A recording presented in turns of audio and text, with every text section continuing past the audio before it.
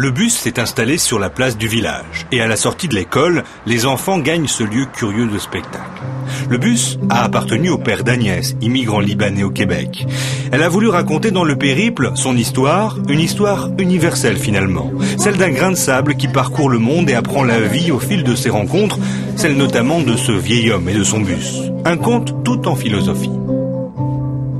Pendant 30 ans, notre petit grain de sable sera prisonnier du sablier et à vouloir s'évader de celui-ci, il marquera le temps, implacablement.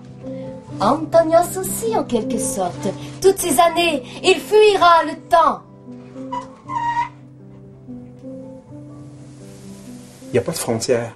On est tous membres d'une même grande communauté sur une planète qui s'appelle la Terre.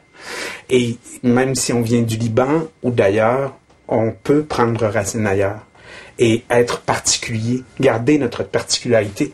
Parce qu'on dit ça presque tout le long de la pièce de façon imagée, que chaque individu est comme un grain de sable, est comme une étoile. Chaque individu est différent.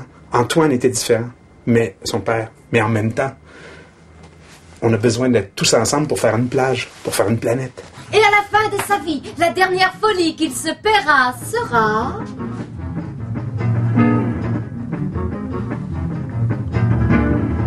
un autobus jaune. Pendant un mois, le bus québécois parcourt le Compiègnois. Le grain de sable et le vieil homme vous inviteront sûrement à partir en voyage avec eux. Et puis, la maladie aura rattrapé le vieil homme. Alors, il se libérera de tous ces biens qui l'emprisonnent et il sera heureux. Il marchera à pied.